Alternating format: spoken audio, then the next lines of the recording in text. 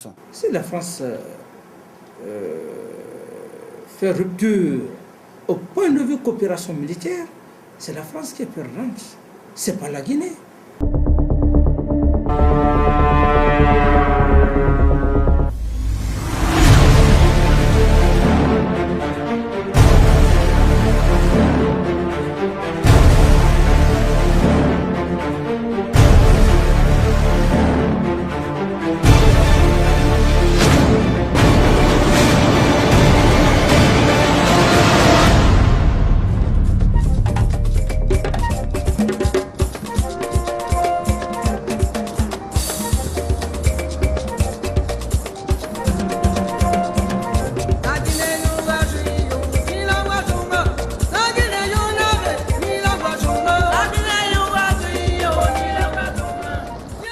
Koulé, commune rurale de Guinée, l'une des 11 sous-préfectures de Zérékoré, située à une vingtaine de kilomètres à l'ouest du chef-lieu.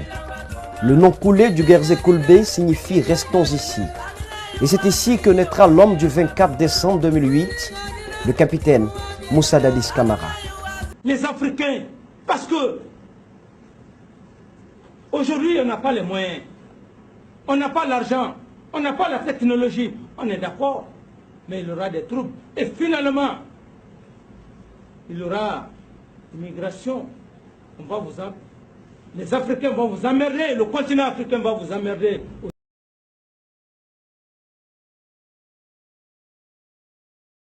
Et finalement, il y aura immigration. Les Africains vont vous emmerder, le continent africain va vous emmerder aux États-Unis, en France, en Europe. Vous ne pouvez plus rien. C'est ce qu'il faut éviter. Vous nous bloquez dans nos processus, on est d'accord. Il y a des troupes, il y a la guerre, 10 ans, 20 ans, 30 ans. C'est bon, c'est la recherche. Mais cette recherche, vous n'allez pas manger parce que vous aurez tous les problèmes. Vous ne pouvez plus vous séparer. Le peuple, le continent, blanc, peau rouge,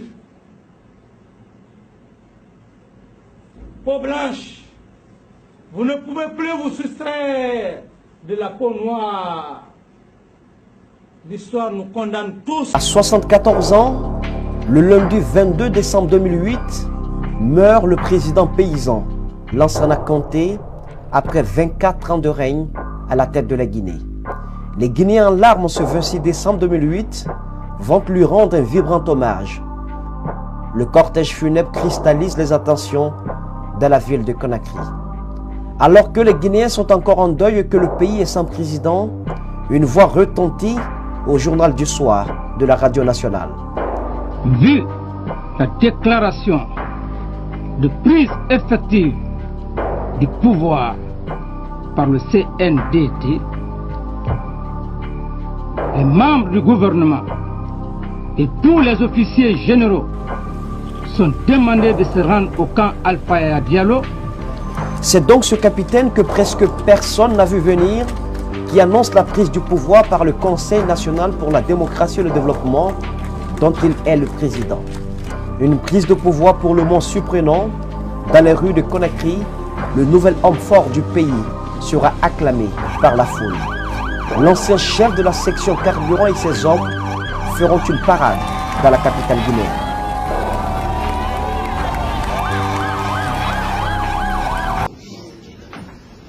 J'ai vu les grands diplômés là. La langue de Molière, les gens l'ont roulé. Qui a applaudi ici? C'est pas super bobo que tout le monde vienne d'applaudir. Mais c'est pas Tchenko. Les autres là, ils ont parlé. Tu as parlé. Est-ce que quelqu'un a applaudi ici? Est-ce que ce qu'il a dit réellement, il a menti ou bien il n'a pas menti, objectivement? Ça c'est l'affaire interne à la Guinée. Je ne rentre pas dans la politique. Et tu parles comme ça, je te renvoie. S'il te plaît, viens là. Regardez-moi ça. des grands mafieux comme ça. Vous êtes en train de faire la mafiosie. Vous voulez distorre les relations entre la Russie et la Guinée. Regardez-moi ça. Un Guinéen se retrouve en Russie là-bas. Il peut parler comme ça? Excusez-moi, Monsieur le Président. Excusez-moi. C'est comme ça que vous avez marché sur la Guinée. Vous vous êtes embourbé avec l'ancien gouvernement. Tu as parlé. Est-ce que je t'ai parlé? Je t'ai interrompu? Quand ces gens ont parlé, j'ai parlé.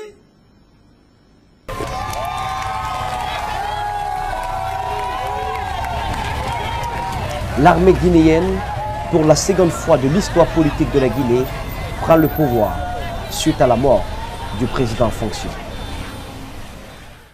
Vous savez ce qui est arrivé en 2008, le 23 décembre. Moi, j'appelle ça une récidive. Parce que si vous vous rappelez, dans l'histoire récente de la Guinée, le 3 avril 1984, bien entendu après le décès de feu Ahmed Sékou Touré, que son âme repose en paix, c'est l'armée qui a pris le pouvoir. Donc ça a été un coup d'État. C'est ce qu'il faut regretter. Donc en 2008 aussi, après le décès du feu général Lansana Conté, c'est l'armée aussi, par un coup d'État, il faut le dire, qui a pris l'armée. Ce qui n'était pas normal en violant les lois, la constitution principale particulièrement. L'armée a pris le pouvoir. Qu'est-ce que nous tirons comme leçon de ces deux coups d'État-là? C'est que les institutions en Guinée ne sont pas encore fortes, particulièrement la justice. Qu'est-ce que nous pouvons retenir? Qu'en Guinée, on a mis la loi de côté. Donc c'est l'impunité le principe, l'application de la loi l'exception. Mais tous les ingrédients pour une prise du pouvoir par l'armée guinéenne au lendemain de la mort du général Lansana Conté étaient bien réunis, comme en témoignent ces propos du dernier des anciens premiers ministres du président paysan. Je ne suis pas un homme assoiffé de pouvoir. Et le pouvoir, à un moment donné, lorsque le peuple n'est pas derrière toi, si tu veux te cramponner au pouvoir, tu auras toutes les humiliations. Le gouvernement civil va finalement rallier la cause des putschistes, qui avait un peu plus tôt invité tous les ministres et officiers à se rendre au camp Alpha Yaya Diallo sous peine de ratissage. Les ministres du gouvernement civil, à commencer par le premier d'entre eux, Ahmed Tidiane Souaré, ne se feront pas prier ce 25. La prise du pouvoir a été civilisée, si on peut dire. Il n'y avait pas eu de carnage, il n'y avait pas eu de mort d'homme. Cela tient peut-être à l'esprit des putschistes, mais aussi au comportement du gouvernement de large ouverture qui a respecté les instructions formelles que j'ai données, même si le navire était dans les tempêtes. En fait, lorsqu'il y a eu annonce de la prise du pouvoir, nous avons constaté que nous n'étions pas préparés à des affrontements et on ne voulait pas des affrontements sanglants pour nos populations. J'ai réuni le gouvernement de large ouverture, bien sûr, quelques heures après. Les heures qui ont suivi la prise du pouvoir, il fallait se sécuriser puisqu'on était devant l'inconnu. Donc, nous avons utilisé chacun comme il le peut les moyens nécessaires pour se mettre à lieu sûr. Cela passé, nous avons communiqué avec la junte. Il y avait des intermédiaires comme le conseiller shérif Moussa Dadis Camara qui a joué un rôle de liaison extrêmement important. Ils nous ont invités à nous présenter au camp Alpha à tout le gouvernement. On a pour un début négocié le lieu de la rencontre, on a souhaité que ça soit au Palais du Peuple. Ça avait été accepté, mais certains membres du CNDD ont refuté l'idée. Finalement, la rencontre a eu lieu au camp Alpha Yaya. J'ai demandé à tout le gouvernement de se présenter à ma résidence avec des véhicules privés ayant au préalable renvoyé toutes les voitures de service au garage du gouvernement. C'était déjà un geste de républicain de notre part. Et donc nous sommes allés au camp Alpha Yaya rencontrer la junte. Je ne suis pas un homme riche, je n'ai pas une famille riche. Je suis né dans une case. Dans une case, moi, je suis né dans une case. Aller en forêt, demander comment j'ai évolué. Dans une case. Les Nations Unies décident. Quel est le chef de l'État qui peut résister au pouvoir? Dites-le moi. Parce que moi, j'ai fait les relations internationales. Si j'ai un homme aguerri, un homme averti. Tu le fais, c'est l'humiliation. C'est l'humiliation. Et moi, je ne veux pas l'humiliation. Mon ami ne veut pas l'humiliation. C'est pourquoi tout ce que vous devez faire, c'est de préparer nos dossiers au sein des organismes internationaux, comme l'a fait ATT. Il a laissé le pouvoir. Il est parti. Il a servi les Nations Unies. Faites-le. C'est le moment. Les Guinéens vont découvrir leur nouveau chef, un capitaine bouillant, intrépide et intransigeant sur les questions liées à la corruption et au trafic de cocaïne. Il va, lui et son équipe, s'attaquer à ces fléaux tout en rassurant les leaders politiques de son intention de conduire la transition militaire qui devra aboutir à des élections libres et transparentes. Jusque-là, les relations entre la junte militaire et les leaders politiques étaient des relations saines, pacifiques, mais pas pour longtemps.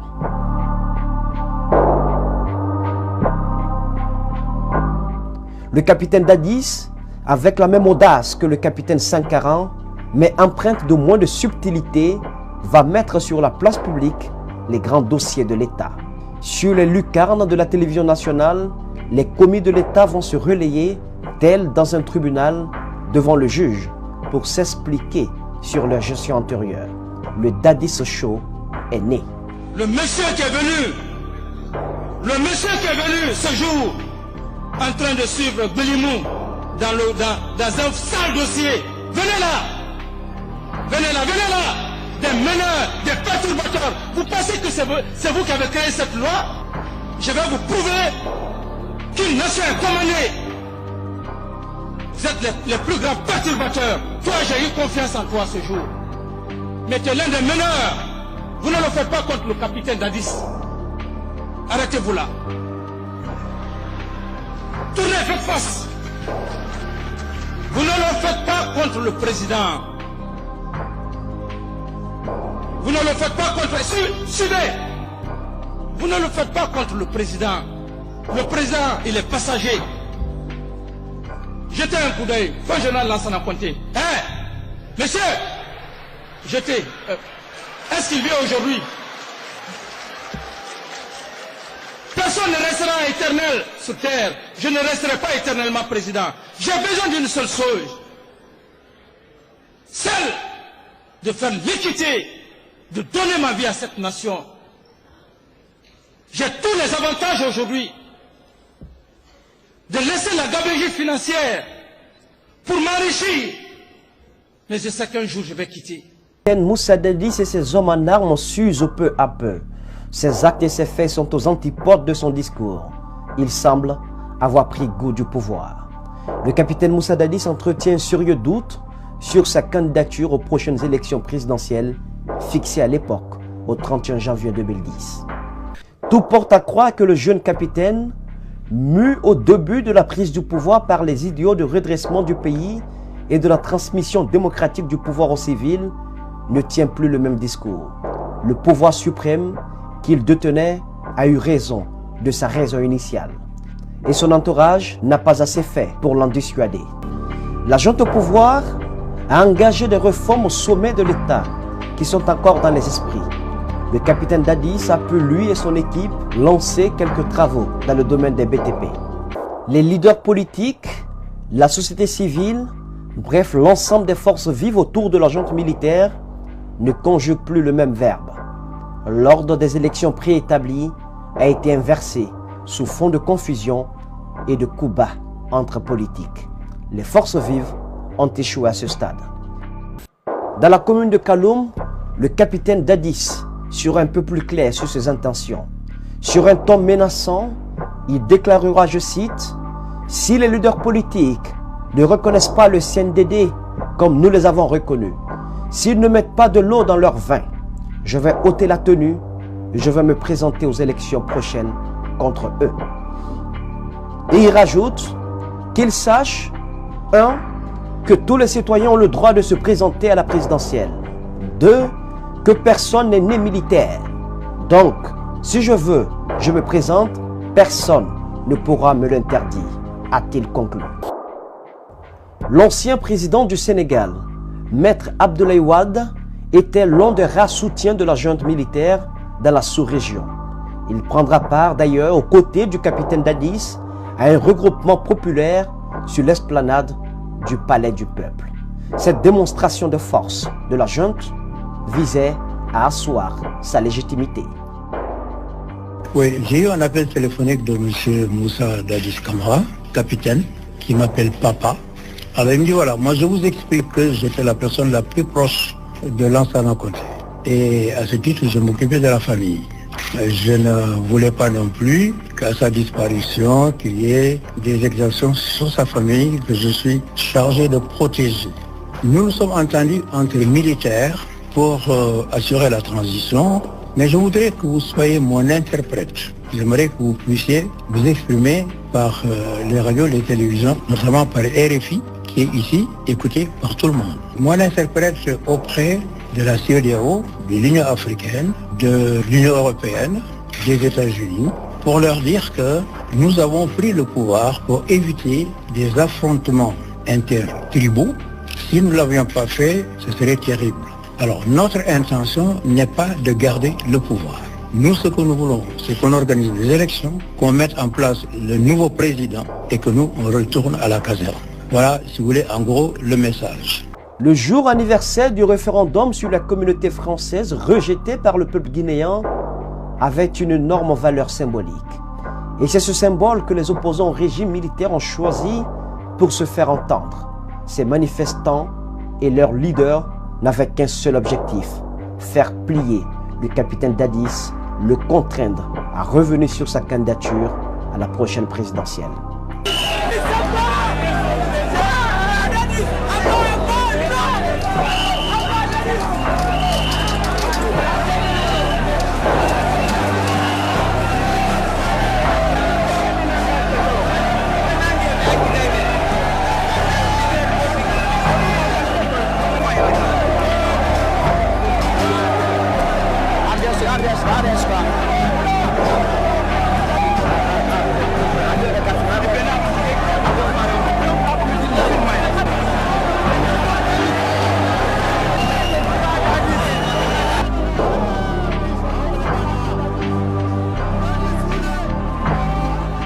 Bien qu'interdites par la junte au pouvoir, les opposants vont appeler leurs militants à rallier le stade du 28 septembre pour une manifestation populaire. La terrasse du stade sera envahie de monde. Les manifestants brandissent des pancartes portant des messages hostiles au régime militaire. Dadis, arbitre, oui, mais joueur, non, pouvait-on lire. Et Bauri était le président du comité d'organisation de cette manifestation. Moussa Tchebourou Camara sera l'un des premiers proches du capitaine Dadis à se rendre au stade. Il tente de convaincre les opposants afin qu'ils renoncent à la manifestation. Mais le ras-le-bol semble avoir atteint un point de non-retour. Les manifestants font preuve de ténacité et dressent un réquisitoire contre le capitaine Dadis.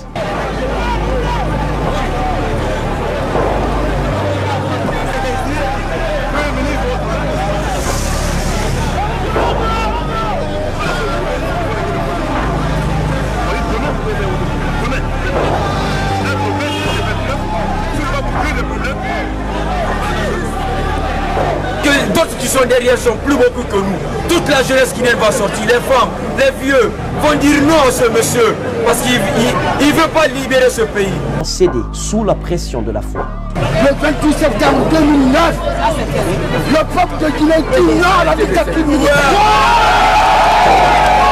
Un peu plus loin, sur l'autoroute Fidel Castro, près du grand marché Médina, manifestants et forces de l'ordre se livrent à des hostilités.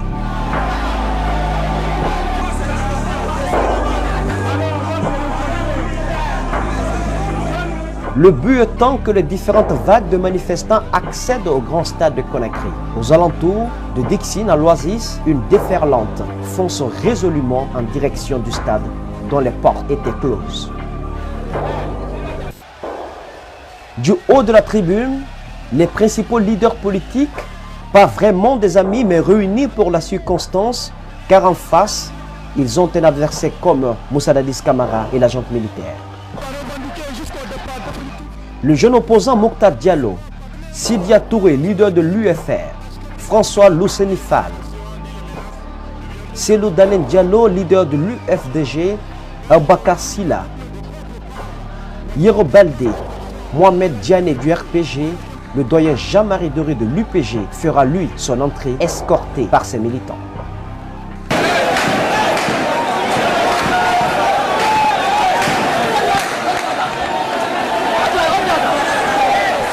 Dans la cour du stade, soudainement, des coups de feu d'armes automatiques retentissent. C'est l'affolement. Des hommes en uniforme armés ont fait irruption dans le stade et ouvert le feu sur les manifestants. C'est le sauve-qui-peut, c'est la débandade.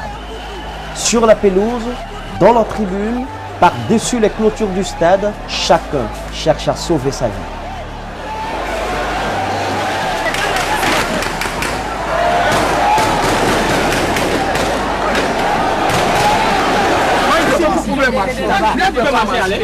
Les premiers blessés sont pris en charge par la Croix-Rouge dans l'ambulance. Pas de place pour tout le monde. Un blessé par balle agonise à même le sol. Bauri ne laissera pas tomber son président Selou Dalen Diallo. Le leader de l'UFDG, sérieusement touché, avait même perdu connaissance. Un véritable massacre se déroulera au grand stade de Conakry. Les Guinéens découvriront l'horreur au lendemain de ce meeting. Officiellement, 157 personnes seront tuées, plus de 1200 blessés et de nombreux portes disparus, sans compter les nombreuses femmes violées. L'affaire du 28 septembre, c'est une affaire très grave. Le régime militaire, déjà en quête de légitimité, perdra tout soutien de la communauté internationale. Isolé sur le plan international et même dans la sous-région, rares sont les chefs d'État qui osaient fréquenter la junte militaire. Moussa Dadis Camara est vraisemblablement inquiet. Moussa Dadis Camara sait que l'heure est grave. Il lui faut à tout prix sauver les meubles. Face à la critique sans cesse grandissante au sein de l'opinion publique, le jeune capitaine doit trouver des arguments pour apaiser la colère des familles des victimes. Qu'on me donne le temps pour restructurer, pour faire une refonte, pour donner le droit aux militaires afin qu'ils puissent rester dans la caserne. Il y a le ministre de la Défense. Vous allez voir ce qu'il est en train de faire, la construction des camps. Lorsque le militaire est logé, avec sa famille, avec tous les traitements, les armes sont incorporées. Je crois que c'est l'une des conditions pour une meilleure élection. Voilà, je vous remercie. Merci, monsieur le président. Au sein de la Grande Muette, les murmures vont bon train. On parle de plus en plus de la Cour pénale internationale. Des noms circulent et visiblement, des proches du chef de la junte sont inquiets. La méfiance naît dans les rangs de la garde de Moussa Dadis Camara. Son fidèle compagnon, son aide de camp, Toumba Diakité, est écarté et remplacé par Makambo. Une première discorde est née dans le cercle restreint de Moussa Dadis Camara. Aucun civil ne peut gérer cette armée, cette Guinée-là. Aucun civil. Même nous les militaires, on a des problèmes. Ni les militaires, ni... Je dis même nous, on a des problèmes, même moi j'ai des problèmes. Le 3 décembre 2009, Conakry tremble sous les pas cadencés des bruits de bottes. L'ex-aide de camp du capitaine Moussa Dadis Camara sème la terreur parmi ses frères d'armes. Une colère manifeste due au fait que certains de ces éléments ont été mis aux arrêts. Il a alors la gendarmerie nationale dans son point de mire. Et le moral est la gâchette facile, non. Restez vous-même. À l'état-major de la gendarmerie nationale, avec à sa tête le général Baldé, ce n'est pas la sérénité. Les hommes sont très agités. Ils veulent en découdre avec Toumba Diakité et ses lieutenants.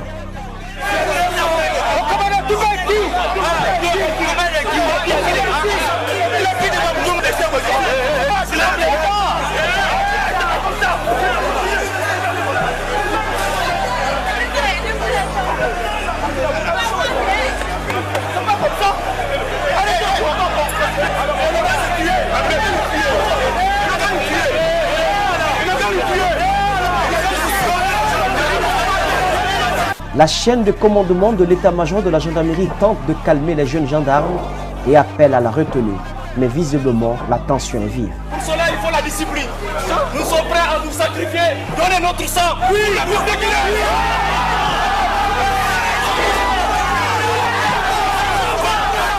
Alors que les gendarmes peinent à se décider de la marche à suivre, à quelques mètres de là, au camp Koundara, le pire s'est produit. L'inévitable est arrivé. Le capitaine Davis a été touché à la tête par un tir de son ex-aide de camp.